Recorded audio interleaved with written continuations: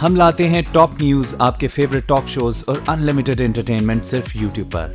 अगर आपने अभी तक हमारा चैनल सब्सक्राइब नहीं किया तो अभी सब्सक्राइब करें और बेल आइकॉन को क्लिक करके हमारी लेटेस्ट वीडियोस के बारे में अपडेट जानें। सब्सक्राइब कीजिए और हम आपको लिए चलेंगे आपकी फेवरेट वीडियो की तरफ।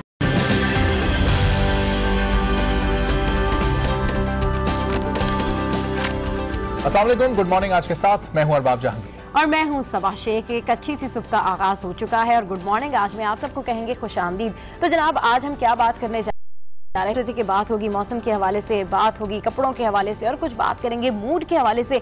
लेकिन क्योंकि जो हमारे मुल्क के हालात हैं, जो करंट पॉलिटिकल सिचुएशन है, जितने मसाइल हैं, उससे हम बाहर ही नहीं आ रहे हैं और पूरा जनवरी गुजर गया। तो आज हमने सोचा कि रिव्यू करेंगे क्योंकि डेफिनेटली अब इट्स फैब नाउ। और पूरे जनवरी की अगर बात की जाए तो जैसे ही जनवरी का आगाज हुआ तो सोचा यही जा रहा था कि जी करंट पॉलिटिकल सिचुएशन चेंज होगी, पाकिस्तान में नया साल आया है, इलेक्शन का साल है, तब्दीलियां आएंगी, पॉजिटिव चीजें होंगी। लेकिन बहरहाल ऐसा ना हो सका। हम देखते हैं कि इसी जनवरी में हमें ज़ैनब जैसी खबरें सुनने को मिली। इसी जनवरी में हमें हमारे शहरों के कई जगहों से ये खबरें मिली कि जी निशाना बनाया जा रहा है। तो वहां पर जब हम बात करते हैं चाइल्ड अब्यूज के हवाले से, जब हम बात करते हैं चाइल्ड केयर के हवाले से, तो वहां पर आज हम लोगों ने सोचा कि एक टॉपिक हम डिस्कस करेंगे जो कि है स्ट्रीट चिल्ड्रन के हवाले से। जहां पर चाइल्ड प्रोटेक्शन लॉ की बात की जाती है, वहां हम देखते हैं कि हमारे सड़कों से गुजरते हुए, गाड़ियों से गुजरते हुए बच्चे जो है स्ट्रीट के कूड़े के ढेर पर बैठकर खेल रहे होते हैं, लेकिन उनको कोई पूछने वाला नहीं होता, उनके बारे में कोई बात करने वाला नहीं होता, उनके बारे में ये भी नहीं सोचा जाता कि आखिर ये भी इसी माशरे का हिस्सा है। बल्कि अगर आप उन बच्चों से बात करें, उनको रोक के पूछें, तो कोई कहता है कि मैं पंजाब से आया हूँ, कोई कहता है कि जी मैं सक्खर से आया हूँ। लेकिन उनको यहाँ कौन लेकर आया, वो किस बेस पर यहाँ पर वो हमारी सड़कों पे, फ्लाईओवर्स के नीचे बैठे हुए कूड़े में, गंद में आपको खेलते हुए नजर आते हैं। कहां से उनको खाना मिलता है, कौन उनकी केयर करता है, किसी को परवाह नहीं है। सिंध हुकूमत को आजकल परवाह है तो सिर्फ ये परवाह है कि जो केसेस हाईलाइट होते हैं उनके मुतालिक जो है तमाम काम सरअंजाम दे दिए जाएं और फिर दुनिया को ये बता दिया जाए केस जो है वो हल हो गया, जैसे कि पंजाब गवर्नमेंट उसका सिरा ले लेगी। और यहाँ पर जितने भी मामलात हैं, यहाँ पर भी चाइल्ड अब्यूज के हवाले से जितने मामलात हैं, चाइल्ड प्रोटेक्शन लॉ बना दिया। लेकिन एक्चुअली इस मुआशरे के बच्चों के लिए, एक्चुअली पाकिस्तान में जितने भी तमाम ये बच्चे हैं जो सड़कों पर नजर आते हैं, जिनको कभी रात पकड़ के किसी एनजीओ ले जाते हैं, कभी कोई स्टार इनको पकड़ के अपने स्कूल में एडमिशन दिला देता है, लेकिन उन बच्चों का क्या जो रोजाना की बुनियाद पर आपको सोते हुए नजर आते हैं, सर्दी में ठिठुरते हुए नजर आते हैं, फ्लाईओवर्स के नीचे बैठे हुए नजर आते हैं। तो आज हमने सोचा अरबाब बच्चों के बारे में बात करें। बिल्कुल, और वो भीख भी मांगते हैं नजर आते हैं ट्रैफिक सिग्नल पर। आप देखें जब गाड़ियां रुकती हैं तो वो बच्चे इर्द गिर्द से आ जाते हैं और पैसे मांगना वो शुरू कर देते हैं। ज़ाहिर पूरा इसके पीछे एक शायद माफिया, एक नेटवर्क काम कर रहा होता है। कुछ एनजीओज ऐसी हैं जिन्होंने कुछ स्ट्रीट स्कूल्स वगैरह का आगाज़ किया है, इन बच्चों को पढ़ाई की जानिब राग़िब करने की कोशिश ज़रूर की है, लेकिन अभी वो कोशिश भी इब्तिदाई मरहले में और बहुत थोड़ी दिखाई देती है। तो इस कोशिश को भी थोड़ा सा ज़रा वसी करना, लोगों को इस सिलसिले में सोचना होगा ताकि उन बच्चों के बारे में भी सोचा जा सके जो कि सड़कों पर अपनी जिंदगी गुजारने पर मजबूर हैं। तो इस टॉपिक पर तो हम बात करते ही रहेंगे। जरा अपनी टॉप स्टोरीज की जानिब बढ़ते हैं और देखते हैं कि आज की टॉप स्टोरीज क्या कह रही हैं।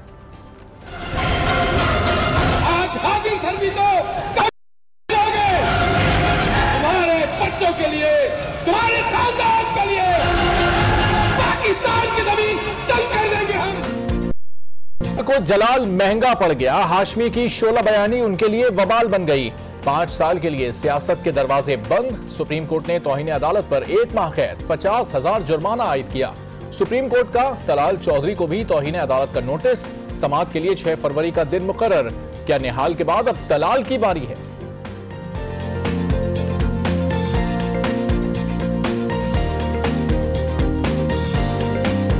का वाकया है, डिफेंस में इनका बंगला था जहां पर फायरिंग हुई है और लाशें स्टडी रूम से मिली। पिस्तौल मिल गया और बजरानी साहब की कनपट्टी पर एक गोली लगी, जबकि इनकी अहलिया के 3 गोलियां लगी हैं। इसके अलावा शाहजेब कत्ल केस में अब एक नया मोड़ सामने आया है। ये केस खत्म होता दिखाई दे रहा था, लेकिन बरियत का फैसला कलअदम करार दे दिया गया और शाहरुख जतोई को एक बार फिर सुप्रीम कोर्ट से गिरफ्तार कर लिया। मुलजिम समेत 3 मुलजिमान पकड़े गए हैं, जबकि नाम भी ECL में डालने का हुक्म दे दिया गया और सिंध हाई कोर्ट को नया बेंच बनाने की 2 माह में और फैसला करने की हिदायत भी दी गई हैं। चले जनाब, अच्छा जो लीड्स आपने बताई हैं एक्सप्रेस की, ऑलमोस्ट यही जंग की भी लीड है और जंग की जो मेन लीड है वो है कि जी निहाल को सजा, तलाल ये जो नेहा हाशमी के हवाले से सारा सिनेरियो है, और कल हमने देखा कि इनके हवाले से जो समाअत का सिलसिला जारी था और बिल आखिर इन्होंने फिर जो है वहाँ पर ये भी कहा कि जी मुआफ़ी भी तहरीर की, इन्होंने मुआफ़ी भी मांगी, और फिर उसके बाद ये हुआ कि हमने देखा कि नेहा हाशमी के हवाले से जब फैसला की सज़ा भी हुई है, 50,000 रुपये जुर्माना भी हुआ है।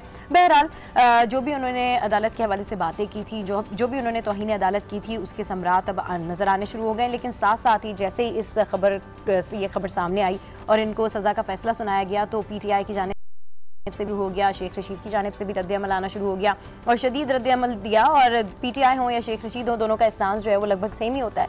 तो दोनों यही कह रहे थे कि जो सज़ा हुई है ये तो मतलब बिल्कुल ऐसे सज़ा है कि जैसे कोई सज़ा है ही नहीं, और इससे ज़्यादा सज़ा होनी चाहिए थी। और दूसरी जो कल बड़ी ब्रेकिंग रही, जो कि ओवरऑल आज न्यूज़ ने ब्रेक किया, आपको बताया शाहजेब कत्ल केस के हवाले से।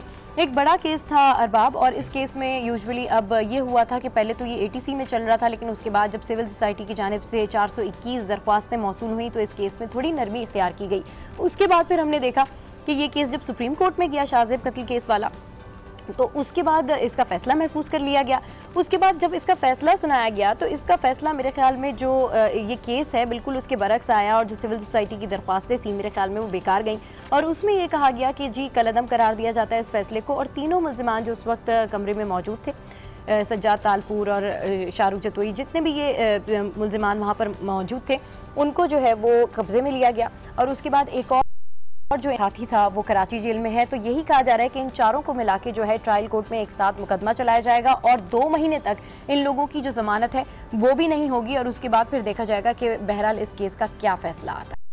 आजकल चीफ जस्टिस मियां साकिब निसार बहुत ज़्यादा एक्टिव भी दिखाई दे रहे हैं, और केसेस को भी वो बहुत जल्दी रैप अप करना। इतने ज़्यादा केसेस हमारी अदालती निज़ाम में इस वक्त मौजूद होते हैं, इतने ज़्यादा केसेस इतने अरसे से चल रहे होते हैं, उनके फैसले सामने नहीं आ रहे होते, लोग भी परेशानी का शिकार होते हैं, और उससे जो मुतल्लिका अफराद होते हैं वो भी ज़ाहिर है कि परेशान रहते हैं, चूँकि इन समातों का सिलसिला नहीं ख़त्म हो रहा होता। तारीखें बहुत लंबी लंबी दी जाती हैं। तो अब एक बड़ा अच्छा चेंज देखने को मिल रहा है कि बहुत जल्दी समातें हो रही हैं। तलाल चौधरी को भी 6 फरवरी को तलब कर लिया गया। नेहा हाशमी वाला केस भी बहुत जल्दी इसका फैसला आ गया है, और साथ ही साथ कुछ दिन पहले चीज़ें आगे बढ़ रही हैं और रफ्तार से बढ़ रही हैं, और निज़ाम में वो काफ़ी मुतारिक होता हुआ नजर आ रहा है। तो जनाब ये तो हो गई तमाम पॉलिटिकल सिचुएशन, और एक जो है मुझे बड़ी ज़बरदस्त इंटरेस्टिंग न्यूज़ जो है वो शामिल करनी थी, जो कि है जहाँ पे टेक्नोलॉजी इतना आगे बढ़ रही है, लोग बहुत चीज़ें कर रहे हैं, फन लैंड्स बना रहे हैं, जदीद रिपोर्ट्स बना रहे हैं। वहीं पर UAE जो गवर्नमेंट है उसने फैसला किया अरबाब कि अब वो खला कायम करेगी, और वो खलान वर्दों के लिए होगा, लेकिन उसका प्रॉपर टेस्ट किया जाएगा मरीज के ऊपर। उनका इरादा है कि वो खला में एक हॉस्पिटल कायम करेंगे। तो मतलब मेरे लिए तो ये बड़ी इंटरेस्टिंग सी न्यूज़ थी कि जी जहाँ पर हमारी सिंध हुकूमत, जहाँ पर हमारे हुक्मरान अपने मुल्क के अंदर हॉस्पिटल की हालत ज़ार बेहतर नहीं कर पाते हैं, वहाँ पर आप देखें कि हमारे पड़ोसी ममालिक कहाँ की तरक्की कर रहे हैं कि वो अब खला में भी हॉस्पिटल कायम कर रहे हैं। तो ये तो तमाम वो खबरें हो गई जो कि डेफिनेटली मरकज़ी निगाह थी, टॉप स्टोरीज थी। अब हम चलेंगे हमारे मुख्तलिफ शहरों की जानिब और मुख्तलिफ शहरों का हाल जानेंगे कि हमारे मुख्तलिफ शहरों में क्या है, क्योंकि वीकेंड भी है। तो डेफिनेटली बहुत सारे लोगों ने जो है मुख्तलिफ सारी अपनी वीकेंड प्लान किया होगा, किसी को घूमने जाना होगा और किसी ने शॉपिंग का प्लान बनाया होगा। और वीकेंड में क्या होता है ये जानते हमारे मुख्तलिफ शहरों की जानिब बढ़ेंगे, और वसीम रज़ाक जो हैं वो मौजूद हैं वफाकी दारुल में, और उनसे वहाँ की सूरत हाल जानते हैं। Razzaq, good morning. आज जी बात करेंगे वफाकी दारुल इस्लामाबाद की। सबसे पहले बात करेंगे सबसे बड़ी अदालत सुप्रीम कोर्ट ऑफ पाकिस्तान की। सुप्रीम कोर्ट ऑफ पाकिस्तान में आज जो अहम केस है वो एक MDPTV की तैनाती के हवाले से है। दूसरा अहम वतन है जो श्रीलंका और मलेशिया में जो कैद है पाकिस्तानी, उनके हालतजार से मुतल्लिक केस की समाअत भी आज होगी। अटॉर्नी जनरल और को भी इस हवाले से नोटिस जारी किया गया। इलेक्शन कमीशन हाई कोर्ट में रूटीन के केसेस की समाअत होगी। नैब कोर्ट में शरीफ खानदान के हवाले से जो रेफरेंस चल रहे हैं, जिमनी रेफरेंस, उनमें जो वीडियो लीक बयान रिकॉर्ड करने के हवाले से आज फैसला होगा कि बैरून मुल्क जो गवाह मौजूद है उनके बयानात रिकॉर्ड किए जाए। बात करें मुख्तलिफ प्रेस क्लब की। प्रेस क्लब के सामने नकीबुल्लाह महसूद का जो कबीला है उस कबीले का एहतजाज जारी है। रेड जोन है उसको ब्लॉक किया गया है। यहाँ पर कंटेनर्स लगाए गए हैं मुख्तलिफ जगहों पर। कल जब वो लोग आ रहे थे उनकी जानब से यही कहा जा रहा था कि वो पार्लियामेंट के सामने धरना देंगे। इंतजामिया के साथ मुलाकात के बाद प्रेस क्लब के सामने अभी उनका एहतजाज जारी है।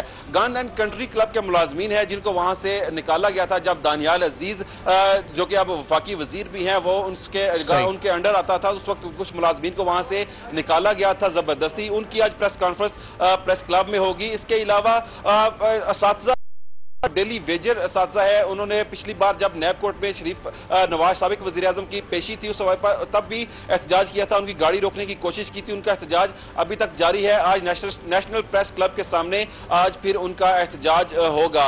अगर बात करें इस्लामाबाद के मौसम की, इस्लामाबाद में आज धूप निकली हुई है, मौसम हाई खुशगवार है। जी चलें, मौसम तो खुशगवार है लेकिन कई अहम समातें भी हुकूमत में होनी है और एहतजाज भी चल रहे हैं। वहाँ पर नकीब के कत्ल के बाद एहतजाज का सिलसिला कराची में तो ख़त्म हो गया एहतजाजी कैंप, लेकिन इस्लामाबाद में कायम है और वहाँ अभी तक उस एहतजाज का सिलसिला भी जारी है, चूँकि राव अनवर अभी तक गिरफ्तार नहीं हो सके हैं। लाहौर का रुख कर लेते हैं। हुमा भट्ट हमारी नुमाइंदा वहाँ पर मौजूद हैं और लाहौर में जानते हैं कि आज सुबह का आगाज़ कैसे हुआ है और आगे दिन कैसे बढ़ना है। हुमा बताइएगा, इस वक्त लाहौर में क्या मनाजिर हैं, मौसम कैसा है और क्या क्या एक्टिविटीज़ रहेंगी आज तमाम दिन? इस वक्त धूप निकली हुई है, उसी तरह लाहौर में भी आज धूप निकली हुई है, हवा ठंडी ठंडी चल रही है और बहुत अच्छा सा मौसम है, खुशगवार मौसम है। और इस खुशगवार मौसम में आज दिन का आगाज़ जो होगा पंजाब असम्बली के सेशन से होगा, जहां पर हम लोगों ने कल देखा था कि बहुत अपोजिशन ने हंगामा राई भी की थी और पेट्रोलियम मसनूआत के कीमतों में इजाफे यहाँ पर एक करारदाद पेश करने की कोशिश की थी जिसकी उन्हें इजाज़त नहीं मिली थी।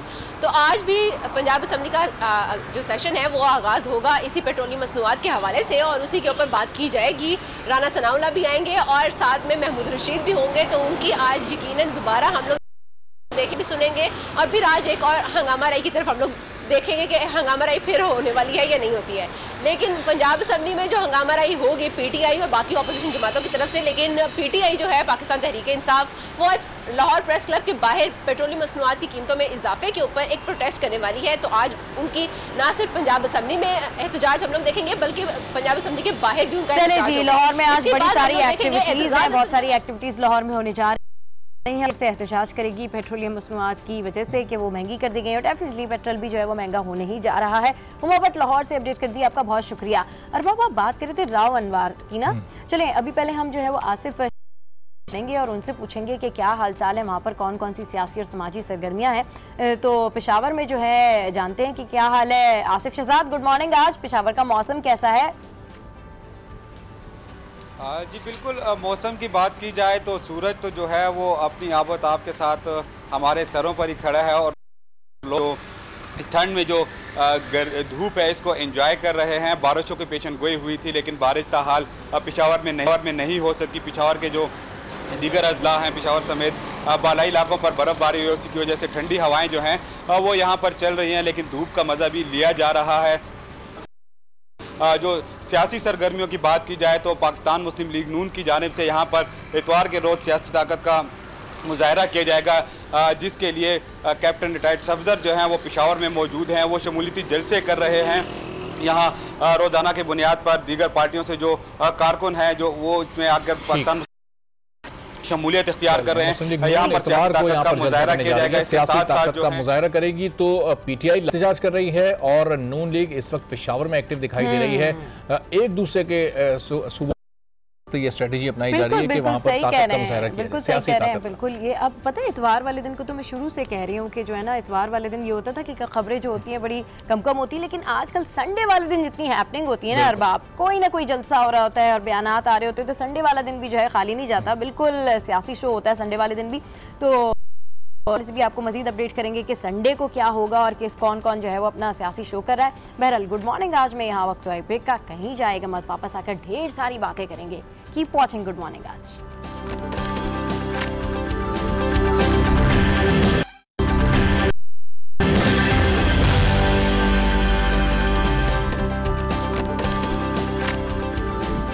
Welcome back to good morning आज। तो जनाब अब हम कुछ बात करेंगे एडिटोरियल्स के ऊपर और आज क्या कुछ है इन एडिटोरियल्स में, ये जानने के लिए हमें ज्वाइन किया हमारे स्टूडियोज में हमारे सीनियर सहाफ़ी नफीस नईम साहब। अस्सलाम वालेकुम and welcome to good morning. वालेकुम अस्सलाम। डिस्कशन करेंगे and I am damn sure about that कि आज जो भी एडिटोरियल्स में होगा उसमें जो है वो बड़ा डिप्रेसिंग और बड़ा मिस्टीरियसली कुछ लिखा होगा। बिल्कुल सही बात है सबा। इदारती नोट्स भी आए हैं, इदारिये भी हैं, आर्टिकल्स भी हैं। इसमें मैं डिस्कस करना चाह रहा हूँ कि आपका है जस्तजू और कितनी सज़ाएँ बाकी हैं। ठीक, ये कहते हैं कि जनवरी 31 तक सब कूल डाउन, काम डाउन था। सबको पहले ये कहा गया था कि फरवरी का महीना जब आएगा, फरवरी में ये होगा कि तीनों असम्बलियाँ डिज़ॉल्व हो के इंतखाबात नहीं होंगे। एक बड़ा अजम किस्म के अभाम थे, लेकिन कुछ ना हुआ। लेकिन 31 जनवरी तक जो तारीख थी सब पुरसुकून तक, कोई एक्सपेक्ट नहीं करता। लेकिन जैसे ही 1 फरवरी आया, अदालत ने डिसीजन लिया। सबसे पहला डिसीजन जो आया सुबह हम इस वक्त मॉर्निंग शो में बैठे हुए थे और हमारे पास ये खबर आई कि नेहाल हाशमी साहब को तौहीन अदालत केस में सज़ा हो। सिर्फ उनको 1 माह की सज़ा हुई, बल्कि 5 साल के लिए वो नाअहल करार दे दिए गए। अपनी नौयत की वाहिद पहली सज़ा है इस तरह की, जो जिस तरह का हम देख रहे थे कि टायरेड अगेंस्ट कोर्ट जो है, ये सुप्रीम कोर्ट जो है वो चल रहा था, खासकर नून लीग की जानिब से।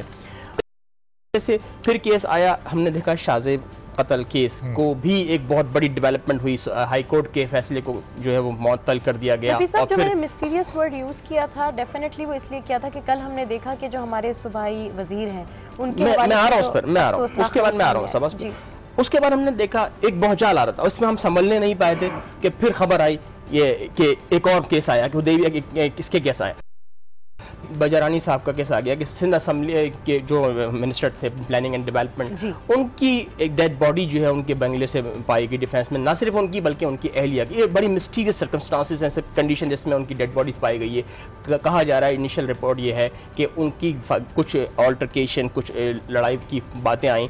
उसके बाद गार्ड्स ने उनकी जो अहलिया थी उनकी फरीहा रजाक, उनके बेटे को कॉल किया, वो वहाँ आए और उनकी मौजूदगी में दरवाज़ा तोड़ के दोनों को देखा गया। तो फरीहा साहिबा की जो डेड बॉडी है वो दरवाजे के पास बेडरूम में, उनके भी 2 बुलेट्स, इब्तिदाई रिपोर्ट में बता रहा हूँ कि 2 बुलेट्स उनके पेट में लगी हैं, एक उनके टेम्पल पे लगी है। इसी तरह जो बजरानी साहब थे, वो सोफे पे उनकी डेड बॉडी थी, गन उनके पास पड़ी थी और उनकी भी टेम्पल पर जो है वो गोली लगी थी। कहा जा रहा है कि इतने शॉट्स पे जो गोली मारे गई। अब मैं देख रहा था लास्ट जो मुझे इब्तिदाई रिपोर्ट थी वो ये कुछ खबरें आ रही थी कि उन्होंने पहले शूट किया है अपनी अहलिया को और फिर यही कमिटेड सुसाइड। ये अभी बहरहाल तफ्तीश होनी बाकी है इसमें, लेकिन ये एक बहुत बड़ी और बहुत अफसोसनाक खबर है। चाहे वो इसके कोई भी मुहर्रिकात थे, कुछ भी थे, बजरानी साहब एक बड़े सॉफ्ट स्पोकन एक वजीर थे। ना सिर्फ वजीर थे बल्कि उनके जो हल्का अहबाब में भी उनको बड़ी उसकी नज़र देखा जाता था, एहतराम की नज़र से। उनके हल्के में खुद अपने अब देख रहे हैं आप कश्मीर में और जगबाबाद में आज जो है आम तातील का ऐलान कर दिया गया है। बड़ा शोक का आलम है, कारोबार बंद है, लोग रो रहे हैं उनके लिए। ना सिर्फ उनकी एक बहुत बड़ा हमारा नुकसान है, जमहूरियत के लिए भी एक बड़ा नुकसान हुआ है। अच्छा, जो 5 उनके मुलाजमीन हिरासत में लिए गए थे, अभी ज़ाहिर कस्टडी में ही, उनसे तफ्तीश का सिलसिला जारी है। फरिया साहिबा से जो उनकी शादी हुई थी वो 2008 में हुई थी, सिर्फ 10 साल अभी उनकी शादी को हुए थे। ज़ाहिर बजरानी साहब की जो इस वक्त एज थी 44 साल से, तो वो असेंबली मुख्तलिफ असेंबलीज के रुकन रहे हैं, 44 साल से वो सियासत में थे। तो कोई ताल्लुकात इस तरह के कशीदा हो सकते थे, कोई फैमिली प्रॉब्लम्स हो सकती थी, कुछ ऐसी भी चीज़ें सामने आ रही हैं अभी इब्तिदाई तफ्तीश में। देखिए अरबाब, अभी तो कोई भी बात कहना कबल अज़ वक्त है, लेकिन जो इब्तिदाई रिपोर्ट मैं आपको बता चुका हूँ, कुछ लड़ाई की आवाज़ें आई हैं, कुछ चीखों पुकार की आवाज़ें आई हैं। गार्ड्स की हिम्मत नहीं थी कि वो जाके नॉक करते या बुलाते, उन्होंने इंतज़ार किया सुबह होने का। 10 बजे तक जब दरवाज़ा नहीं खुला तो उन्हें वो हुए कि यार कुछ ना कुछ मसला ना हो, क्योंकि उन्होंने कहा है कि कुछ ये भी रिपोर्ट आई है कि बुलेट्स की आवाज़ भी जो है, फायर की आवाज़ उन्होंने सुनी थी। उसके बाद क्योंकि गार्ड्स होते हैं वो इतने बड़े पैमाने पर जाके आप जो किसी के बेडरूम पे रात में आप नॉक करेंगे, कहेंगे कि क्या हो गया सर, तो ऐसी किसी की हिम्मत ना हुई, इंतज़ार किया गया। हो ये रहा है कि शायद कोई फैमिली प्रॉब्लम्स थी, दूसरी शादी थी, हो सकता है कि वो कुछ मसाइल थे, आपस में डिस्कस तो आपस में होता है, लेकिन वो यहीं से कंटिन्यू करते हैं। पीपल्स पार्टी की रहनुमा शैला रजा साहबा ने हमें ज्वाइन किया है, उनसे जरा बात कर लेते हैं। शैला साहबा, सबसे मीर हज़ार खान बजरानी साहब की बात कर लेते हैं। कल उनकी डेथ हुई है, क्या रिपोर्ट्स आप तक पहुंची हैं जो अभी तक तफ्तीश हो सकी है, वजह सामने आ सकी है इस सानिया की, इस हादसे की? देखिए, मैं सबसे पहले उनके ख़ानदान से ताज़ियत करती हूँ। कल हम वहीं थे, लेकिन क्राइम सीन और सब कुछ जो हमारी एक इदारे की ज़रूरत होती है उस सब के ऊपर तो नहीं जा सकी। उनकी बेटी के बेटे से ही ताज़ियत की, क्योंकि एक लंबा काम होता है और उसमें हमारी एजेंसी जो है उनको डिस्टर्बेंस नहीं चाहिए होती। तो एक की सजा थी वहाँ पे, हमने भी नहीं कोशिश की। और अब जो भी रिपोर्ट सामने आती है, अब तक तो वही चीजें सामने आई हैं जो टीवी से हमें पता चली जी कि किसके कितनी गोलियां लगी थी। तो बहरहाल जो एक बहुत उसकी बात है वो यही है कि वो हमने नहीं है। और 9 साल अगर आप मुस्तकिल किसी से मिलते रहे, हर महीने के 6-7 दिन या 20 दिन ऐसे ही सेशन चलता है ना हमारा, जी जी बिल्कुल, तो इंसान को बड़ी कुर्बत हो जाती है। और मैं कोई उनकी अपोनेंट पार्टी का भी ये नहीं कह सकता कि वो कोई मुतकब्बर या एक गुस्से वाले या एक इंतहाई जज्बाती से आदमी थे। उनकी शख्सियत में बड़ा ठहराव था, पहली में तबाह थे। कोई बात अगर हमें उनसे कहनी होती थी हम बेझिझक कह देते थे और वो करने वाले काम को फौरन कर देते थे, दूसरी दफा नहीं कहना पड़ा। बड़े तहम्मुल से अपने हर साल अपने बजट में अपने डिपार्टमेंट की कारकर्दगी हुआ करती थी उनकी, टू द पॉइंट। और अकाउंटेबिलिटी आवर्स में उनका बहुत अच्छा रिप्लाई होता था। तो कोई भी शख्स उनको बहुत ही इमोशनल या गुस्से का शख्स नहीं कह सकता। मैं बस, मुझे बहुत अफसोस हुआ इतना, हमें खुद पता नहीं होता जब कोई हमारे साथ होता है जी, कि हमारी उससे क्या कराबत है, क्या है। बिल्कुल सही कह रही है शैला साहिबा, शॉकिंग न्यूज़ थी सबके लिए। जी, सुकून से नहीं सोच सकती, कह रही है सुकून से नहीं सो सकी होंगी। ज़ाहिर है आपके कुलीग्स थे, पीपल्स पार्टी से उनका इतना गहरा ताल्लुक रहा है, सबके लिए शॉकिंग न्यूज़ थी शैला साहिबा। लेकिन जिस तरह से उनके बारे में कहा जा रहा है कि बड़े सॉफ्ट स्पोकन थे, हर किसी से बहुत अच्छा उनका रख रखाव था, पुलिस की जानिब से तो यही कहा जा रहा है कि ये सुसाइड है। आपको क्या लगता है कि क्या वाकई में मतलब इस शैला साहिबा? देखिए, जो अभी तक पुलिस की तरफ से सलाह है और जो सुनाई है क्योंकि बाकी तो किसी से बात नहीं हो सकी, तो वहाँ से मैंने कहा कि मैं पहली दफा गई थी। इवन मैंने जो उनके बेटे हैं वहाँ पे पहली दफा देखा, उनकी वाइफ से मुलाकात हो जाती थी और हैरानी साथ से जाहिर है कि हमारी फैमिली में मुलाकात होती थी और हम इस चीज पे बात करते थे, सब करते थे। क्योंकि एक शख्स था, उसको कैंसर था और कम वक्त था, तो उसके पास से मुझे रिक्वेस्ट आई थी कि अगर इसको अपग्रेड भी कर दें, इसकी अपग्रेडेशन से इसकी फैमिली को बहुत सपोर्ट हो जाएगी, 3-4 महीने बाद ये नहीं रहेगा। मैंने सिर्फ एक दफा उनसे कहा था और मुझे बाद में कहने की जरूरत नहीं पड़ी। वो अपग्रेड भी हुआ और उसने जो उसकी जिंदगी थी उससे भी कम जो डॉक्टर ने बताई थी वो सरवाइव कर सका। लेकिन मीर साहब ने एक दफा में मेरी ये बात रखी। उस शख्स से भी घर वालों को नहीं जानती, मेरे पास किसी हवाले से आया था। ठीक है, तो मेरे पास तो यही बातें कि तो शैला साहब आप लोग उनसे थे, उनकी वाइफ से भी आपका मिलना जुलना था, कभी आपने कुछ ऐसा महसूस किया दोनों के दरमियान कोई तलखी, कोई कशीदगी के हालात इस नहज पर भी जा सकते हैं? देखिए, मैंने कहा कि घर तो मैं उनके बेटे को भी मैंने पहली दफा देखा, तो महफिलों में मिलने से तो इस तरह से नहीं पता चलता ना कि क्या है क्या नहीं। लेकिन अब जो भी रिपोर्ट सामने आए, हकीकत तल्ख यही है कि वो हमारे दरमियान नहीं। बिल्कुल तल्ख हकीकत यही है कि वो हमारे दरमियान नहीं है। हमारे यहाँ पर सीनियर सहाफ़ी नफीस सईम साहब भी मौजूद हैं, अगर नफीस साहब आप कोई सवाल करना चाहें तो। अस्सलाम वालेकुम शैला साहिबा। जी, हमें ख़ुद ये इंतहाई अफसोस है इन नागहानी मौत पर। और आप इस बात कि आज आसिफ जरदारी साहब भी नमाज़ जनाज़ा में शिरकत करेंगे, और दूसरा ये कि पुलिस क्या सिर्फ सुसाइड के ही एस्पेक्ट पर काम कर रही है या कोई इसके महरकात पे भी काम हो रहा है तफ्तीशी तौर पर? देखिए, मैं ये नहीं कह सकती कि आसिफ साहब शिरकत करेंगे या नहीं, क्योंकि मैं तो कराची में ही हूँ। कल उनके घर से वापसी के बाद जो मेरी अपनी ड्यूटी होती है टीवी वगैरह उनको मैंने खुद ली हुई है, वो मैंने प्रोग्राम एक आध कर लिया। लेकिन मैंने कहा कि मेरी बिल्कुल हालत नहीं हो रही थी जज्बाती तौर पर, और इंसान के बहुत सारे दुख होते हैं कि उससे किसी दुख से जो है वो रिलेट कर रहे होते हैं। तो आसिफ साहब का तो नहीं मुझे मालूम। ठीक है, आप कुछ क्या नहीं शिरकत करेंगे या नहीं करेंगे। पीपल्स पार्टी की रहनुमा शैला रज़ा साहिबा हमारे साथ मौजूद थी, आपका बहुत शुक्रिया, आपने हमसे बात की। भाई अफसोसनाक ये खबर है, सबके लिए बड़ी शॉकिंग न्यूज़ थी कि किस तरीके से एक सूबाई वज़ीर के साथ जो है ये हादसा पेश आ सकता है। साथ में उनकी बेगम भी है। इसी हवाले से मज़ीद अपडेट जो है वो हासिल करेंगे करमपुर से, जहाँ पर आशीष के नुमाइंदे अमजद उनसे ताज़ा तरीन सूरत हाल जानते हैं कि वहाँ पर अभी क्या उनके पास तफसीलात हैं। जी अमजद आए अपडेट कीजिए।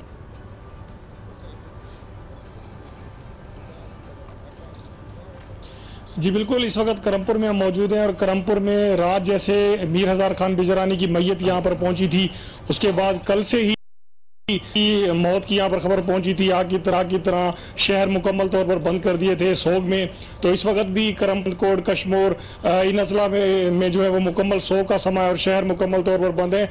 और कमिश्नर की जानिब से तालीमी इदारों की भी आज छुट्टी की गई है। मीर हज़ार खान बिजरानी की जो मैयत है यहाँ अपने घर में थोड़ी देर के बाद उसको बाहर निकाला जाएगा। उनके चाहने वाले यहाँ पर आमद का सिलसिला उनका जारी है और उनकी कब्र जो है वो ईदगाह ग्राउंड में बनाई गई है। यहाँ पर जो उनके वर्सा थे उनका बताना था कि ईद के दिन जब यहाँ पर वो ईद की नमाज पढ़ने के लिए आए थे तो उन्होंने यहाँ पर आकर बताया था, इशारा दिया था कि मेरी कब्र यहाँ पर बनाई जाए।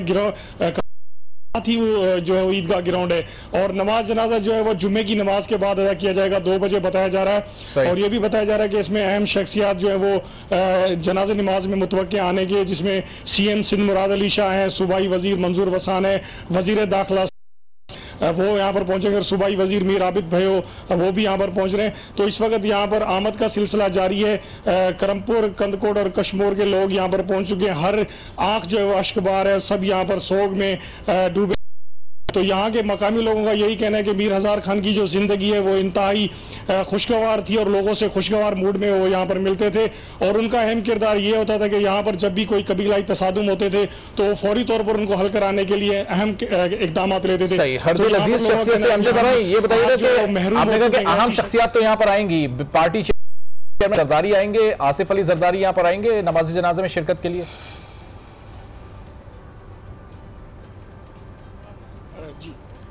अमजद आराई हमसे हमारा राब्ता जो है वो मुनक़ता हो गया, दोबारा हम उनसे राब्ता करने की कोशिश करते हैं। अमजद, आपको आवाज आ रही है? बिलावल भुट्टो जरदारी यहाँ पर आएंगे नमाज जनाजा में शिरकत के लिए और आसिफ अली जरदारी भी आएंगे, ऐसी इत्तलात हैं आपके पास? राब्ता जो है वो जी बिल्कुल, इत्तलात तो मिल रही है कि आसिफ अली जरदारी यहाँ पर हो सकता है मुतवक्का पहुंचे, बिलावल भुट्टो पहुंचे, क्योंकि सिक्योरिटी यहाँ पर इंतहाई सख्त की गई है। करमपुर शहर के चारों तरफ जो पुलिस की भारी नफरी तैनात की गई है। तो हो सकता है कि आसिफ जरदारी या बिलावल भुट्टो यहाँ पर पहुंचे, उसकी इतला यहाँ पर नहीं दी जा रही क्योंकि सिक्योरिटी रिस्क है।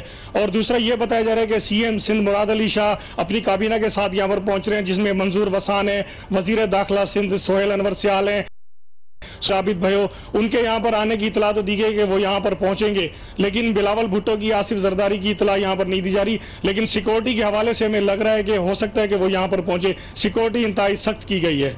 जी, सिक्योरिटी खासी सख्त है और लेकिन अभी तक ये कंफर्म नहीं है कि आसिफ अली जरदारी और बिलावल भुट्टो यहाँ पर आएंगे नहीं। अमजद आराई, बहुत शुक्रिया। करमपुर नफीस नईम साहब हमारे साथ मौजूद हैं। तो नफीस साहब, जो सूरत हाल हमने करमपुर की देखी, लोग हर आंख वहाँ पर अश्कबार है, कारोबारी जिंदगी वहाँ पर रुका हुआ है, स्कूल कॉलेजेस बंद कर दिए गए। इसका मतलब कि बहुत ही हरदिल अजीज शख्सियत थी ये। एक चीज सामने आई है बहुत बड़ी बात कि एक शख्स जो कि डिस्प्यूट्स को रिजॉल्व करने में अपना किरदार अदा करता था, यानी कि लोगों के मसाइल वो हल करता था, लेकिन उसकी ज़िंदगी के बारे में उसके ही जो हल्का अहबाब वाले कम जानते थे। वो जिस मसाइल से गुजर रहा था वो शख्स, ये मैं उनकी बात पर कर रहा हूँ, एक जनरलाइज कर रहा हूँ इस बात को, कि वो लोग जो इस स्टेचर पर होते हैं, स्टेज पर होते हैं, दूसरों के मसाइल हल कर रहे होते हैं, उनको भी बहुत से मसाइल दरपेश होते हैं। उसका सदबाब कौन करता है? उनके ही हल्के अहबाब में। तो अगर हम उनसे इंटरेक्ट करते हैं, हम उनसे मदद लेते हैं, तो हमें भी चाहिए होता है कि हम भी अपनी मदद को एक्सटेंड करें, अपनी सर्विस को उनके लिए एक्सटेंड करें, समझें। ये जो वाकया हुआ है, इस वाकये के बाद एक चीज जो है वो बिल्कुल समझ नहीं आ रही है, वो ये है कि डेफिनेटली वो दूसरों के मसाइल हल करते थे, वो अपने हल्के में बड़ा एक्टिव थे, लोग उनसे प्यार करते थे, लोग उनसे मोहब्बत करते थे, अपनी पार्टी में वो बहुत इन रहते थे। अभी जो है उन्हीं की पार्टी के वजीर कह रहे थे कि मेरी 3-4 दिन पहले उनसे काफी मुलाकात भी रही है। तो इस तरह का एक मिनिस्टर, इस तरह का सूबाई वजीर जो कि एक्टिव भी है, लोगों के मसाइल भी हल कर रहा है, उसको अपनी क्या ऐसी प्रॉब्लम होगी? क्या कोई थ्रेट्स थे? क्या ऐसा उनका जो है वो इंटरनल बहुत ज्यादा डिप्रेस थे? थी जो कि उन्होंने किसी से शेयर नहीं की और ये हादसा हो गया, क्योंकि पुलिस तो यही कह रही है कि ये एक खुदकुशी है, खुदकुशी का वाकया है, लेकिन अब मेरे ख्याल में इसको ब्रॉडर पर्सपेक्टिव में जाके भी इसकी इन्वेस्टिगेशन करनी चाहिए। देखते हैं तो खुदकुशी के बाद भी एंगल निकल आते हैं ना, कि मोहरिकात क्या थे, एक ऐसा शख्स जो एक वजीर है, उसका देखिए फाइनेंशियल एक होते हैं, कंस्ट्रेंट होते हैं, कोई माली मसाइल होते हैं, घर के मसाइल होते हैं, वो उससे बालाए ताक़ है ही नहीं उसमें ना। वो अब सिर्फ एक ही रहता है, या तो अज़वाजी तौर पर जो उनकी अज़वाजी जिंदगी थी उसमें कोई ऐसा मसला था कि जो वो स्टैंड नहीं कर पाए उस पर, और उन्होंने इतना इंतहाई कदम उठाने को सोचा भी लिया, अमल भी कर लिया। तो इसमें यह है कि मैं समझता हूँ कि हम सब कसूरवार हैं। कोई उनकी जो खुदकुशी है, देखें वो एक इंतहाई नफीस, इंतहाई बुर्दबार किस्म की शख्सियत, जिन्होंने अपने गम को, अपने मसले को किसी अपने कुलीग पर, अपने करीबी शख्स पे भी जाहिर नहीं होने दिया। और हुआ क्या, उसका अंजाम मौत पर हुआ। वो अगर पहले किसी को मालूम हो जाता, या वही जो जिसे आप कह रही हैं कि उनकी मुलाकातें होती रही, शैल रजा साहिबा कितने गमज़दा हैं सब, लेकिन इनमें से किसी को भी मालूम नहीं था कि वो किस कर्ब से गुजर रहे हैं। ये हमें चाहिए। अचानक इन तक वो इत्तला पहुंची ना, एक हादसा अचानक से हो गया। अच्छा, हालात वाकयात भी ज़ाहिर इसी जानिब इशारा कर रहे हैं, और पुलिस ने भी इब्तिदाई तफ्तीश में यही बताया कि सुसाइड ही लग रहा है, वजह कोई भी हो, लेकिन अभी तक यही मुहर्रिकात, मतलब जो ओवरऑल वहाँ हालात वाकयात पाए गए वो इसी जानिब इशारा कर रहे हैं। जी हाँ, देखिए ना, मैंने आपको बताया था कि वो बैठे थे और गन उनकी साथ में गिरी हुई थी, और कनपटी पे, और शुरू में जो फर्स्ट इन्वेस्टिगेशन रिपोर्ट जो हमने इब्तिदाई रिपोर्ट हमने देखी थी, वो ये था कि बारूद की, वो कह रहे थे पुलिस वालों के हिसाब से कि जिस तरह बारूद पेनिट्रेट किया है उनके बॉडी में, वो लग ऐसी रहा है कि इंतहाई करीब से मारा गया। और जब आप अपने टेम्पल पे तो आप ऐसा नहीं मार सकते ना, आप फोरहेड पे तो मार सकते हैं, लेकिन टेम्पल पे नहीं। तो उनकी गोली टेम्पल पे लगी, फोरहेड पे, और उनकी जो बेगम है, उनकी अहली है, वो फोरहेड पे लगी। तो अब इसमें यह होता है कि या तो सामने से स्ट्रेट फायर किया गया, फिर एक गोली स्टक भी हुई है उस बुलेट में और गन में।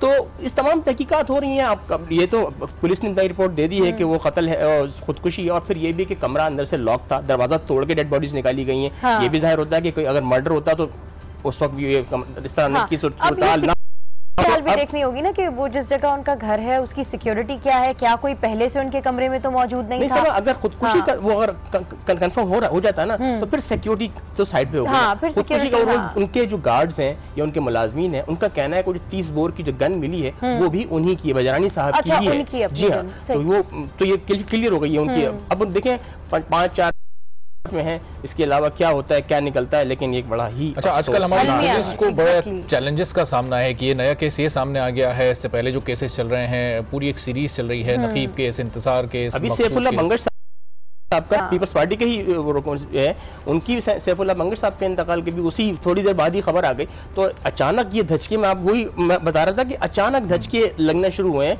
और कल का दिन तो बड़ा ही एक अफसोसनाक दिन रहा इस हवाले से कि ये बजरानी साहब का इंतकाल हुआ, फिर ये केसेस आए सामने बहुत सारे। तो ये बाकायदा हम लोगों के लिए सोचने की बात है, और अल्लाह उनकी मग़फ़िरत करे, और हम उनके लिए दुआ गो हैं। चलिए जी, बहुत शुक्रिया नफीस नईम साहब थे कल की इस अहम खबर पे, कल की अफसोसनाक खबर पे जो है वो डिस्कशन हो रही थी। शैला अभी हमारे साथ थी, और सबका यही कहना है कि कुछ समझ में नहीं आ रहा है कि एक्चुअली हुआ क्या, कि इस तरह से ये वाक़या अचानक से पेश आया। एक इतना सीनियर रहनुमा, एक मिनिस्टर, एक सूबाई वजीर, दूसरों का साथ देने वाला शख्स, उसके साथ इस तरह से ये वाक़या पेश आया, क्या कोई नहीं जानता, कुछ भी कहना कब्ल वक्त है।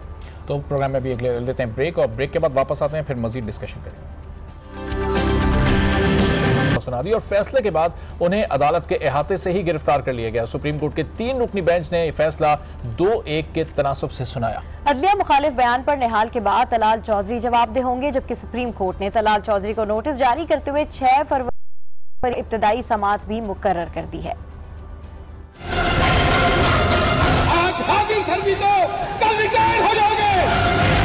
तुम्हारे बच्चों के लिए, तुम्हारे खानदान के लिए पाकिस्तान की जमीन तंग कर देंगे हम।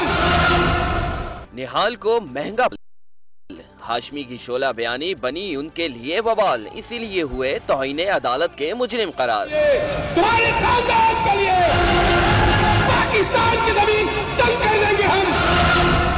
निहाल हाशमी तौहीन अदालत अस्खुद नोटिस पर 3 रुकनी बेंच का फैसला 2-1 से आया। निहाल हाशमी को 1 माह कैद और जुर्माने की सजा सुनाई गई, जबकि 5 साल के लिए किसी भी अवामी ओहदे से नाअहल भी करार दिया गया।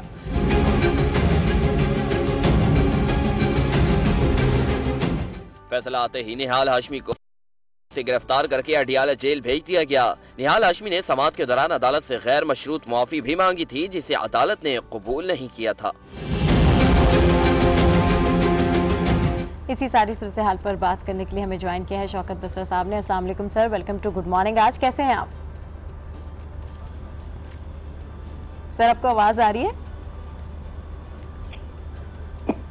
शौकत बसरा साहब, फिर उनसे जानते हैं कि क्या पीपल्स पार्टी इस सजा पर मुतमईन है जो निहाल हाशमी को मिली है? 1 माह की उनको कैद सुनाई गई है, अदालत के अहता से गिरफ्तार किया गया, 5 साल के लिए उन्हें नाअहल भी कर दिया। शौकत बसरा साहब, आवाज आ रही है आपको? जी बिल्कुल आ रही है जी। कैसे हैं सर आप?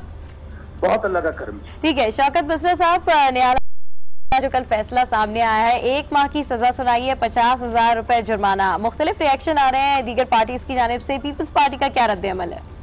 देखिए, मैं समझता हूँ ये बहुत हौला हाथ रखा। अच्छा। जिस अंदाज के अंदर उन्होंने धमकियां दी थी जान से मारने की, कि हम जमीन तंग करेंगे, उनके ऊपर सिर्फ कंटेम्प्ट ऑफ कोर्ट नहीं, बल्कि मैं एक खुद भी कानून का इतना तालिब इल्म, उनके खिलाफ तो मुकदमात दर्ज होने चाहिए थे, उनके खिलाफ FIR होनी चाहिए थी, लेकिन उसमें उनको छोड़ दिया। ज़ाहिर है जज साहब की अपनी उनकी चॉइस थी। शाह से ज्यादा शाह का वफादार निहाल से लेके तलाल तक जो आखिरी जड़ा वाला में जलसा हुआ, अगर देख लीजिए, एक सोची समझी साजिश के ताबे ये हरासा किया जा रहा है, धमकियां दी जा रही हैं। उसके इंटीरियर मोटिव्स हैं, मोटिव्स बड़े बातें हैं। इनको पता है कि हमारे केसेस जो हैं फाइनलाइज हो रहे हैं, कंक्लूड हो रहे हैं। जो हमने टोपी ड्रामा रचाया हुआ था कि देखें ये था पनामा, निकाल दिया कामा पे। अब पनामा पे भाई आप ट्रायल होने के बाद जजेस ने आप जो सुन रहे हैं उसमें आपको सजाएं होनी है। साहब डार का केस बिल्कुल अंजाम पे पहुंचा हुआ फरवरी में, उसको मैं खुद में आपको फरवरी में उसको सजाएं हो जाएंगी, उसकी जायदादें कन्फिस्केट हो जाएंगी। इसी तरह मियां सामान के साथ होना है। लेकिन जो रवैया उन्होंने और बड़ा रेस्ट्रेन शो किया है अदालत ने, बहुत रेस्ट्रेन। आप मुझे बताइए कि जब सैयद इजरा गिलानी साहब का मामला था उस वक्त तो उन्होंने ये कुछ और ये उनके खिलाफ ऐलान जंग और उनके खिलाफ इस किस्म का तूफानी बदतमीजी तो नहीं खड़ा किया हुआ था। उनको एक लेटर ना निकलने पर निकाल दिया गया। यहाँ पे तो ओपनली आप नाम मैं ले देता हूँ, और ये सारा कुछ नवाज शरीफ एक एजेंडे के ताबे कर रहे हैं। अच्छा। नवाज शरीफ के तो बसरा साहब ये बताइएगा कि अब इस सजा के बाद नवाज शरीफ का और नून लीग का जो बयानिया है, क्या उसमें कोई ठहराव आएगा, कोई बगैर जो सख्त और कड़े अल्फाज वो इस्तेमाल करते हैं अदलिया के लिए? नहीं, बिल्कुल नहीं, मुझे नहीं लग रहा। बल्कि मैं आपको जो कराची आए हुए हैं वो भी एक पूरा एक प्लान टूर है उनका। अदलिया, बार और बेंच, इनको आमने सामने लाने की कोशिश हो रही है। अब बुकला के कंधों पे बंदूक रख के गॉड फादर का, और ये वहां पर बुकला को इंस्टिगेट कर रहे हैं। और आप देखिए ये तो बाकायदा रियासत के खिलाफ बगावत से लोगों को उठा रहे हैं ना। जब वो कहते हैं कि उठ जाओ, आपको कैसा लगा ये फैसला, तो बिल्कुल इस वक्त ये बयानिया इनका इसलिए नहीं बदलेगा कि हमारा अंजाम नजदीक है। ये और अग्रेसिव होंगे, क्योंकि और रात तो बाकी को होनी है जिनका नाम मैंने आपसे लिया है, उन्होंने भी सेम यही किया है जो निहाल ने किया है। आप मैं नाम ले देता हूँ। जी नाम लीजिए। मरियम नवाज, अच्छा, राना सनाउल्लाह, कैप्टन सफदर, मानी, ख्वाजा साद रफीक और आबिद शेर अली, इन तमाम के अब 1 by 1 इनके केसेस टेकअप होंगे। वैसे मैंने मंगल बुध को खुद भी मैं एप्लीकेशन फाइल कर रहा हूँ इनके खिलाफ बतौर कंप्लेनेंट कि इनके केसेस को टेकअप किया जाए और हमारी पाकिस्तान की आला तरीन अदलिया के खिलाफ दोबारा इस्तेमाल की। बसरा साहब वो तो यही कहते हैं कि जी पनामा का नाम लेके अकामा पे निकाला, और अब निहाल हाशमी का जब ये सजा वाला वाकया सामने आया तो उस पर यही कह रहे हैं कि जी देखिए हमारी हुकूमत में हमारे जो रहनुमा है वो सजा भी भुगतते हैं, और दूसरी जानिब एग्रेशन की पॉलिसी जो है आजकल नून लीग को बड़ी सूट कर रही है। हाँ बिल्कुल, आप सही कह रहे हैं। इलेक्शन नजदीक है तो वो लोगों की यही तो उनकी पॉलिसी थी कि हम इतना शोर मचाएं और कहें देखें जी हमें बेगुनाह निकाल दिया गया, हमारा कोई कसूर नहीं था। पनामा का वाकया उन्हें पता था कि ये ट्रायल होना है, उस वक्त तक हम इतना शोर और कंध कर दें कि हम अदलिया को डिफेंस पे डाल दें। और ये स्ट्रेटेजी जो उनका पूरा प्लान था तो मुझे क्यों निकाला, वैसे भी दिमागी तवाज़ुन इनका दुरुस्त नहीं रहा। उसकी रीजन ये है कि इनको पता है कि महीने के अंदर इनको पता चल जाना है निकाला क्यों है। जब ये जेलों में जाएंगे फिर ये सवाल करेंगे हमें जेलों में डाला क्यों है, और भाई कानून के मुताबिक ही डालना है ना।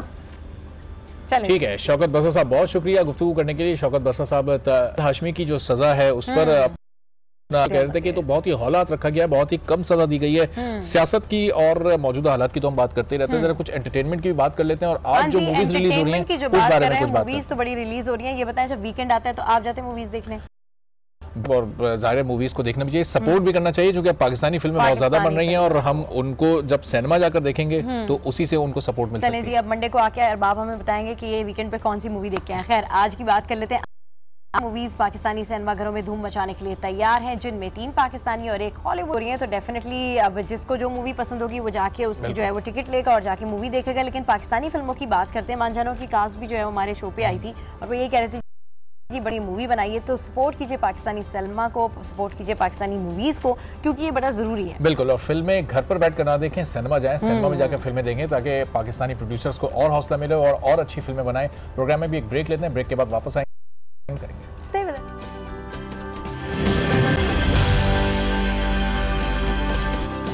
Welcome back to good morning. आज और अब कुछ बात करेंगे हम ग्लोबलाइजेशन के हवाले से। आज के इस दौर में जिसके मुतालिक ये कहा जा रहा है कि जदीदियत से न सिर्फ पस जदीदियत के दौर में आ गया है बल्कि इंतहाई तेजी के साथ सुपरसोनिक दौर की तरफ गामजन है। माहौलियाती आलूदगी के हवाले से भी वर्ल्ड बैंक की एक रिपोर्ट क्लीनिंग पाकिस्तान एयर के नाम से आई है, जिसके मुताबिक हर साल 10,000 कबल इस वक्त अमवात और 50 लाख बच्चे बीमार होते हैं। इसी पर एक रिपोर्ट आपको दिखाते हैं, वापस आकर इसी पर मजीद बात करेंगे। माहौलियाती आलूदगी, अमवात तकरीबन 20,000, 50 लाख के करीब अफराद बीमार। ये है वर्ल्ड बैंक की रिपोर्ट क्लीनिंग पाकिस्तान एयर, जिसके मुताबिक पाकिस्तान में हर साल तकरीबन 20,000 कबल इस वक्त अमवात होती हैं और 50 लाख बच्चे माहौलियाती आलूदगी के बाइस बीमार होते हैं। पाकिस्तान में माहौलियाती आलूदगी की सबसे बड़ी वजह सनत का जंगलात का खात्मा, शहरियों का बहुत ज्यादा बढ़ना, इसी तरह ग़िज़ाई अजनास की कमी पूरी करने और फसलों की पैदावार बढ़ाने के लिए खादों, कीड़े मार अद्वियात, फिंजाई मार अद्वियात, जड़ी बूटियों को तल्फ करने वाली अद्वियात और स्प्रे का इस्तेमाल है। के बाइस कबल अज़ वक्त अमवात और लाखों अफराद का बीमार होना महकमे माहौलियात की जानिब से अब तक कोई इक़दाम न करना एक बहुत बड़ा सवालिया निशान है और माहौलियाती आलूदगी शहरियों के लिए एक बहुत बड़ा जा रही है। जनाब, रिपोर्ट आपने देखी, माहौलियाती आलूदगी शहरियों के लिए एक बड़ा मसला बन गई है। इसी सारे मामले पर बात करने के लिए इस वक्त हमारे साथ मौजूद हैं वफाकी वजीर बराए माहौलियात सेनेटर मुशाहिदुल्लाह खान साहब, मुस्लिम लीग नून के सीनियर रहनुमा भी हैं। अस्सलाम वालेकुम मुशाहिद साहब, वेलकम टू गुड मॉर्निंग। आज सर ये बताइएगा कि वर्ल्ड बैंक की एक रिपोर्ट क्लीनिंग पाकिस्तान एयर के मुताबिक 20,000 कबल इस वक्त अमवात और 50 लाख बच्चे माहौलियाती आलूदगी की वजह से बीमार होते हैं। आपका महकमा जो है इसकी रोकथाम के लिए क्या इकदाम कर रहा है, क्या अभी तक इनिशिएटिव्स आपने लिए? जी बिस्मिल्लाहिर्रहमानिर्रहीम। देखें, ये बात वर्ल्ड बैंक की जो रिपोर्ट है ये दुरुस्त है, शायद इससे भी ज़्यादा है, क्योंकि जो तबाकारियाँ हैं वो यानी कि उससे बीमारियाँ, बिल्कुल बच्चे भी बीमार होते हैं, बड़े भी बीमार होते हैं। फॉसिल फ्यूल के इस्तेमाल से और इंडस्ट्रियल वेस्ट को अगर आप प्रॉपर तरीके से यानी कि उसको ठिकाने न लगाएं तो फिर यानी जो तापकारी असरात हैं वो तो बढ़ते हैं और उससे रोज़ाना के हिसाब से फिर आपकी फसलों पर उसके बुरे असरात पड़ते हैं। फिर वो बाज़ औक़ात पानी में उसकी मिक्सिंग होती है, उससे न सिर्फ दरियाए हयात पे बल्कि इंसानों पे भी, क्योंकि बहुत सारे लोग ऐसे जो जिन्हें साफ़ पानी मैसर नहीं होता उस पानी को इस्तेमाल करते हैं, उसमें केमिकल इम्पैक्ट्स आ जाते हैं, उस वजह से भी नुकसानात जो हैं वो अपनी जगह पे होते हैं। तो ये जो हैं, लेकिन मैं ये कहना चाहता हूँ वर्ल्ड बैंक को कि ये नुकसानात क्यों होते हैं। ये नुकसानात जिन अमीर ममालिक का वर्ल्ड बैंक, तो उन्हें ये मालूम था, ये भी रिपोर्टें होंगी वर्ल्ड बैंक की कि इसके असरात पाकिस्तान में कैसे पड़ रहे हैं और हिंदुस्तान के करीबों पे या नेपाल, काठमांडू और श्रीलंका में या दीगर और ममालिक में दुनिया भर में इसके असरात हैं। और पाकिस्तान उन 10 ममालिक में से एक है जो 7वें नंबर पे है जहाँ बहुत ज़्यादा तबाहकारी हो रही है, जबकि हमारा हिस्सा नहीं है दुनिया में क्लाइमेट चेंज की तबाहकारियाँ फैलाने में। इसके बावजूद हम भुगत रहे हैं। तो वर्ल्ड बैंक को ये सोचना चाहिए, ये बताने के बजाय, इन्फॉर्म करने के बजाय कि कितने लोग मर रहे हैं कितने नहीं मर रहे, जहाँ पे मर रहे हैं कह रहे हैं। यूरोपीय यूनियन ने माहौलियाती आलूदगी से बचाव और रोकथाम के लिए तकरीबन 9 अरब यूरोज की इमदाद दी थी, जिसकी आपने काफ़ी तारीफ भी की थी और खूब सराहा भी था। लेकिन सर, माहौलियाती आलूदगी में कोई इतनी बड़ी तब्दीली या वाज़े कमी देखने में नहीं आई है। क्या वजूहात है सर? क्या माहौलियाती जो माहौल जितना ख़राब हुआ है ना, ये एक तवील अरसे से हो रहा है। इसमें इतनी जल्दी तब्दीली नहीं आएगी कि उन्होंने ऐलान कर दिया और वो तब्दीली आना शुरू हो जाएगी। 7 अरब या 9 अरब जितने भी डॉलर हैं, ये उन्होंने 100 अरब का वादा किया था। बहरहाल फिर भी हमने इसकी तारीफ़ की है कि एक सिलसिला शुरू हुआ है, लेकिन ये इसके लिए एक बड़ा लंबा चौड़ा अरसा चाहिए। जो जितनी बर्बादी हो चुकी है ना क्लाइमेट चेंज की, जो नेगेटिव इम्पैक्ट्स हैं, ओजोन लेयर से लेके हर चीज़ डैमेज हो चुकी है। बारिशों के स्पेल डिस्टर्ब हो चुके हैं, सैलाब आ रहे हैं, तूफान आ रहे हैं, सुनामीज आ रहे हैं। ये सब क्लाइमेट चेंज की वजह से है। एग्रीकल्चर का नुकसान हो रहा है। तो ये 7 अरब रुपए अगर आप वो मतलब ऐलान करके समझें कि ये जो आलूदगी है या इसकी तबाहकारी है। वर्ल्ड बैंक की इसी रिपोर्ट में, जो वर्ल्ड बैंक की रिपोर्ट है, इसी में धुंध और स्मोक का जिक्र भी किया गया है और हाल ही में पंजाब में काफी धुंध छाई रही है। स्मोक के 22 हादसात हुए जिसमें कई लोगों की जान भी गई है। तो मुशाहिद साहब, अभी तक इसके लिए आपका महकमा क्या कर रहा है? स्मोक और माहौलियाती आलूदगी से बचाव के लिए क्या इकदाम आप लोग ले रहे हैं? देखें, जहाँ तक फॉग की बात है, फॉग तो एक बड़ा पुराना फिनोमेना है, उसका शायद क्लाइमेट चेंज से उस तरह से ताल्लुक़ नहीं है। लेकिन ये स्मोक जो है, ये फॉग और स्मोक के पहले 2 लफ्ज़ और फॉग के आखिरी 2 लफ्ज़ को मिला के स्मोक बना दिया गया। तो ये स्मोक एक नया लफ्ज़ है और इसकी वजह से इसमें कोई शक नहीं है कि बड़ा नुकसान। और इसकी भी वजह जो है, जो ये सल्फ़र होता है, ये जो केमिकल रिएक्शंस होते हैं, ये जो इंडस्ट्रीज़ के अंदर से निकलते हैं या फसलों को आग लगाने से, यानी कि ये जो फ़ज़ा के अंदर आलूदगी आती है, उसकी वजह से ये स्मोक बड़ी तेज़ी से बढ़ी है। और उसमें जो अभी तक हमारा भी कुछ ना कुछ उसमें हिस्सा ज़रूर होगा। लेकिन चूँकि भारत का जो पंजाब है, वो वहाँ पे बहुत ज़्यादा एग्रीकल्चर एक्टिविटीज़ इसलिए होती हैं कि वो पूरे इंडिया को मतलब कि खुराक जो है वो फराहम करता है और वहाँ बेपनाह फसलें होती हैं हमारे पंजाब की निस्बत। तो वो होता यह है कि जब एक फसल ख़त्म हो तो उसका वो जो बच जाता है उसको काटना पड़ता है मशीन के ज़रिए से, जिसमें पैसे देने पड़ते हैं। उसका आसान तरीका उन्होंने ये निकाला है, पैसे ना देने के पड़े कि वो आग लगा देते हैं। धान की फसल को आग लगा दी, फलाने की जैसी ख़त्म हुई आग लगा देते हैं। आग लगाने से जो धुआं होता है उसके अंदर ऐसे केमिकल्स होते हैं जिससे इंसानी हयात को बहुत ही बुरा नुकसान पहुंचता है और उससे स्मोक भी पैदा होती है। अब सवाल ये है कि हमने क्या किया। हमने, चूँकि ये मेनली इंडिया की तरफ से इस दफ़ा बहुत ज़्यादा हुआ है, तो हम डायरेक्ट उस तरह से उनसे नहीं कर सकते। और ये कोई इंडिया और पाकिस्तान का मसला नहीं है, क्योंकि इसके अंदर कोई सरहदें नहीं होती। क्लाइमेट चेंज की तबाहकारियाँ जो हैं वो अगर इंडिया में हो रही हैं तो भी बुरा, पाकिस्तान में, और बीच में इमिग्रेशन रोक नहीं सकती उसको आके। तो हमने अपने फॉरेन ऑफिस से बात की, उनको लेटर भी लिखे हैं कि वो उनसे बात करें, इससे बातचीत तो शुरू करें। तो कोई हमें ऐसा सिस्टम बनाना चाहिए कि हम बजाय इसके कि हम आग लगाएं या कोई हम बैनुल-अक़वामी मदद मांगें कि इस स्मोक से हमें निजात मिल सकती है। और इसी तरीके से जो लाहौर में के बिल्कुल इक़दाम करने चाहिए, सर ठीक कह रहे हैं। मुशाहिदुल्लाह साहब हमारे साथ मौजूद है। आपका बहुत शुक्रिया, आपने हमारे शो पे इस अहम मसले के ऊपर बात की है। वाकई में ये बहुत इंपॉर्टेंट मसला एड्रेस कर रहे थे हम। बिल्कुल। और प्रोग्राम में एक ब्रेक लेते हैं। ब्रेक के बाद मुफ्ती नूर रहमानी साहब और साइकोलॉजिस्ट अरफा ज़ैनब साहब हमारे साथ होंगे और उनसे हम बात करेंगे कि मदरसों और स्कूल्स में बच्चों पर जो तशद्दुद किया जाता है उसमें शरीयत क्या कहती है और साइकोलॉजिकली इसमें किस माइंडसेट को इस्तेमाल किया जाता है।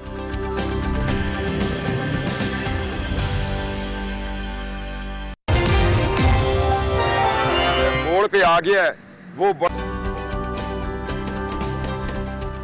Welcome back to good morning. आज और अब थोड़ी सी बात करेंगे हम एजुकेशन के हवाले से, तालीम के हवाले से और असातिज़ा के किरदार के हवाले से, जो कि हम देख रहे हैं कि जहाँ पर असातिज़ा की हमारे माशरे में इतनी अहमियत है, लोग उनको अपना रूहानी माँ बाप तस्वुर करते हैं, वहीं ये रूहानी माँ बाप बच्चों को किस तरह से ट्रीट करते हैं। आजकल अवेयरनेस कम हो गई है, या फिर बच्चे जो हैं वो असातिज़ा की बात नहीं सुनते तो उसके लिए ये तरीक़ाकार अपनाया जाता है कि उनके ऊपर तशद्दुद किया जाता है। उस तरह की कई मिसालें हमारे माशरे में नज़र आती हैं हमें। बिल्कुल। और ख़ासतौर पर अगर हम मदरसों के उस्तादों की की बात करें तो एक वाकया कराची में पेश आया। कारी ने बच्चे को मार मार कर उसकी जान ही ले ली और चारसद्दा में एक अफसोसनाक वाकया पेश आया जहाँ एक तालिब इल्म ने उस्ताद को कत्ल कर डाला। इस तरह के वाकयात हमारे माशरे में पेश आ रहे हैं। शरीयत इस हवाले से क्या कहती है और अभी जो तालीम और शऊर की हमें कमी होती जा रही है, इस सूरत हाल पर अपने मौजूद मेहमानों से भी बात करेंगे। एक छोटी सी रिपोर्ट आपको दिखाते हैं, वापस आते हैं और फिर अपनी बातचीत के सिलसिले को आगे बढ़ाएंगे।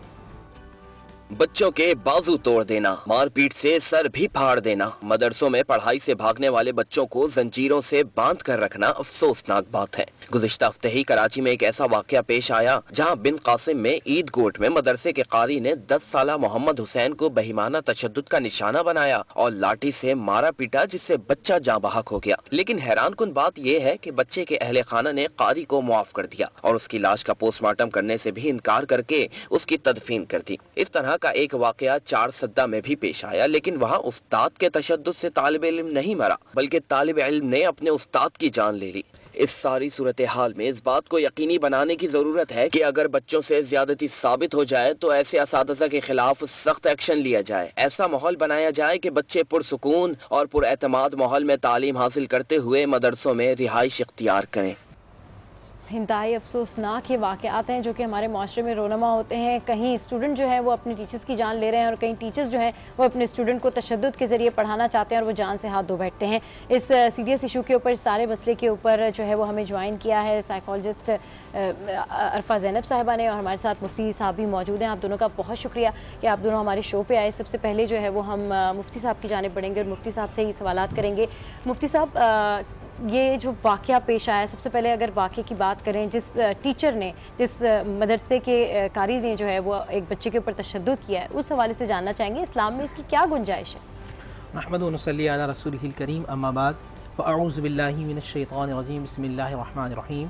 तमाम तारीफ़ें अल्लाह सुब्हानहु व तआला के लिए और दुरूद सलाम अल्लाह के रसूल, हम सब के आका, हम सब के मौला हुज़ूर मोहम्मद मुस्तफ़ा सल्लल्लाहु अलैहि व आलिहि वसल्लम। एक बात जहन में रखिएगा कि इस तरह की जो मार पीट का जो मिजाज है वो इस्लाम का मिजाज नहीं है, ये जहन में रखना होना चाहिए। सज़ा के हवाले से, जुर्म के हवाले से इमाम सरखसी रहमतुल्लाह अलैह, सरखसी रहमतुल्लाह अलैह फरमाते हैं कि सज़ा के लिए दो चीज़ों का होना बड़ा ज़रूरी है। एक तो अक़ल का होना और दूसरा बलूगत का।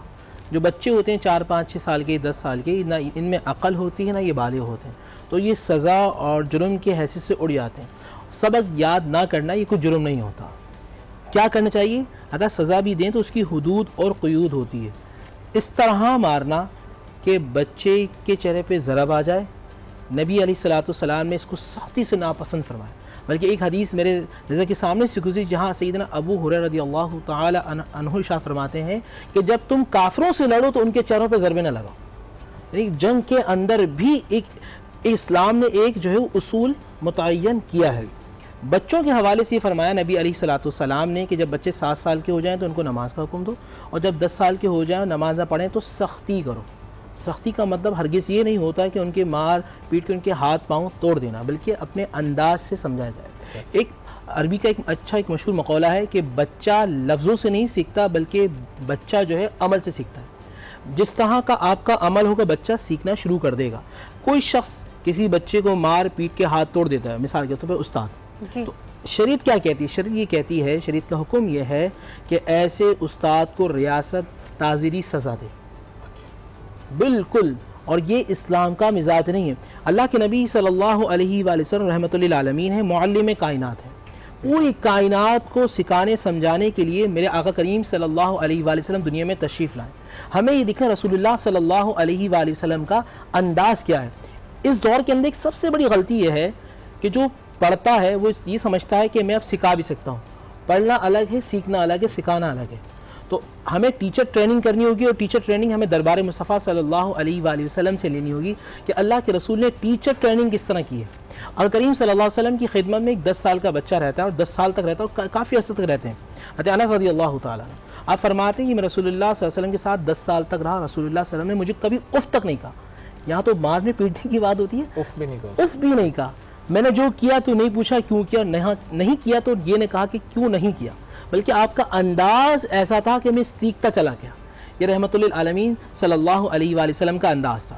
तरबियत के मामला सैयदना इमाम हसन इमाम हुसैन रज़ियल्लाहु ताला अन्हुमा के साथ अल्लाह के रसूल सल्लल्लाहु अलैहि वसल्लम का अंदाज़ क्या था। इन तमाम चीज़ों को हम देखते हैं तो हम ये समझते हैं कि सीखना सिखाना मोहब्बत और प्यार के साथ, हाँ बच्चों के डिसिप्लिन के लिए सज़ाएँ दे सकते हैं, वो भी उनकी जिस्मानी साख्त को देखते, उनकी नफ्सियात को देखते कि बच्चा, कुछ बच्चे ऐसे होते हैं कि वो आप उनको सिर्फ आंखें दिखाएं तो वो डर जाते हैं, कुछ बच्चे ऐसे होते हैं अगर आप थोड़ा लाउड बोलें तो वो डर जाते हैं, कुछ बच्चों को सिर्फ हाथ का इशारा किया और अगर मारा भी जाए, ये जहन में रखें, तो इस्लाम ये कहता है कि ऐसी लकड़ी ना हो कि जिनसे उसका हाथ पैर टूट जाए। ठीक है, बल्कि की माजूद बच्चों की सज़ाओं की तो आप बात करें, लेकिन जो ऐसे असातिज़ा इस तरह के अमल के मुर्तकिब होते हैं उनके लिए क्या सज़ाएं फिर होनी चाहिए? उनको ताज़ीरन सज़ा दी जाए, ये रियासत का हुक्म होगा। शरीयत ये कहती है रियासत को कि ऐसे असातिज़ा को पकड़ा जाए और उनको सबके सामने ताज़ीरन सज़ा दी जाए ताकि वो किसी बच्चे का हाथ पाँव ना तोड़े। बिल्कुल सही कह रहे हैं, आपको ऐसी सज़ाएं देनी चाहिए। मुफ्ती नूर रहमान साहब बिल्कुल ठीक कह रहे हैं आप। हमारे साथ साइकोलॉजिस्ट अरफा ज़ैनब भी मौजूद हैं।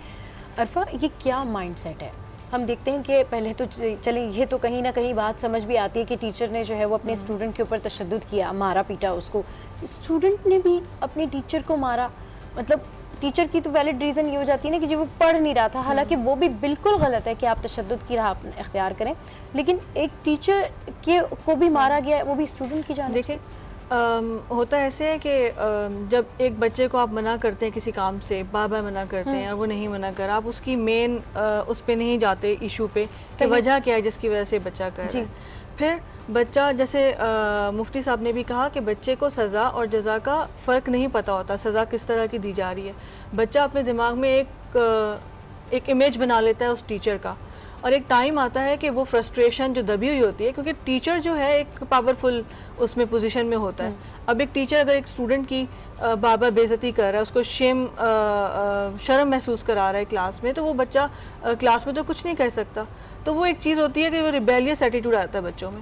बहुत सारे ऐसे बच्चे हैं जिनकी नफ्सियात में इस तरह की चीज़ होती है, तो वो हाइपर एक्टिव होते हैं, रिबेल होते हैं, रिबेलियस एटीट्यूड होता है उनमें, तो वो इस तरह की चीज़ें फिर सामने आती हैं और इस तरह के केसेस सामने आते हैं। मगर यहाँ पे बहुत सारी और चीज़ें भी हैं जो देखनी चाहिए कि स्कूल का बच्चे के पेरेंट्स साथ कांटेक्ट है नहीं है, स्कूल में ऐसी कमेटीज़ मौजूद हैं या नहीं है जहाँ पे बच्चों के पेरेंट्स साथ भी कांटेक्ट किया जा रहा है, क्योंकि इस तरह के बच्चों को बहुत पहले आइडेंटिफाई कर लेना चाहिए और उनकी तरबियत का आगाज़ करना चाहिए। अच्छा, तरबियत के हवाले से आपने बात की, तो जहाँ पर हम तरबियत की बात कर रहे हैं तो बच्चों की तरबियत जितनी ज़रूरत है वहीं पर टीचर्स को भी गाइडेंस की ज़रूरत है। तो ये पेरेंट, टीचर और जो किड है उसका ही मामला है कि तीनों के लिए जो है वो गाइडेंस चाहिए, क्योंकि डेफिनेटली आपके पेरेंट्स ही आपको तमीज़ सिखाते हैं कि आपके टीचर्स आपके लिए क्या अहमियत रखते हैं, आपके बड़े आपके लिए क्या अहमियत रखते हैं। तो इस हवाले से भी मैं आपसे बात करूँगी, लेकिन अभी मुफ्ती नूर रहमान साहब से बात करेंगे। मुफ्ती साहब, जहाँ पर तरबियत की बात आती है, तो जहाँ पर स्टूडेंट्स की तरबियत की बात है, तालिब इल्मों के हवाले से बात है, वहीं असातिज़ा की तरबियत भी बहुत ज़रूरी है।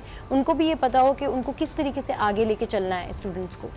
जी बिल्कुल, देखिए अल्लाह के नबी सल्लल्लाहु अलैहि वसल्लम में टीचर ट्रेनिंग, दुनिया के अंदर सबसे पहला जो टीचर ट्रेनिंग सेंटर था वो सुफ़ा का एक चबूतरा था, जहाँ अल्लाह के रसूल सल्लल्लाहु अलैहि वसल्लम सहाबा की तरबियत किया करते थे, जहाँ हर किस्म के उस्ताद मौजूद हुआ करते थे। और वहाँ सबसे पहली बात ये होती थी कि नरमी के साथ पेश आओ।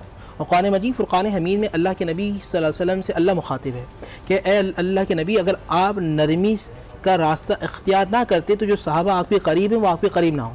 तो टीचर के लिए सबसे अहम जो रोल होता है वो नरमी का होता है। दूसरी बात ये होती है कि आप दूसरे के सामने क्या पेश कर रहे हैं। लेकिन जो बच्चा होता है 4, 5, 6 साल का, 10 साल तक, ये बहुत सीखने की और बहुत जो है ना वो कैच करने की उम्र होती है जी। उसमें क्या अंदाज होना चाहिए, आप अपनी पॉजिटिव बातें, पॉजिटिव थॉट उसके दिमाग के अंदर डालें ताकि उसके दिल में आपके लिए मोहब्बत पैदा हो। जो कत्ल के जो मामला हो रहे हैं असातिज़ा के, नेगेटिव थॉट्स बच्चे के दिमाग में इतनी पुख्ता हो जाती है, दिल के अंदर ऐसी रासिख हो जाती है कि वो आपसे नफरत नहीं बल्कि इंतहाई नफरत करने लगता है।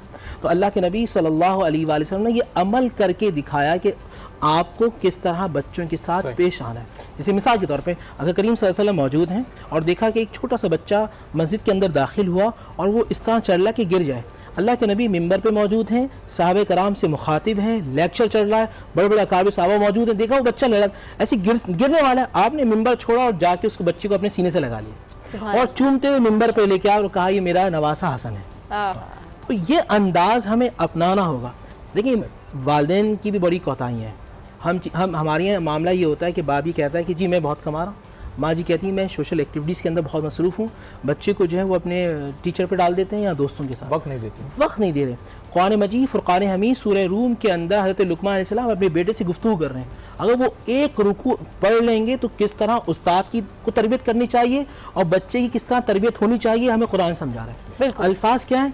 या बुनैया, आप उर्दू में तर्जुमा कर सकते हैं कि ए मेरे चांद जैसे बेटे, ए मेरे जिगर, ए मेरे प्यारे।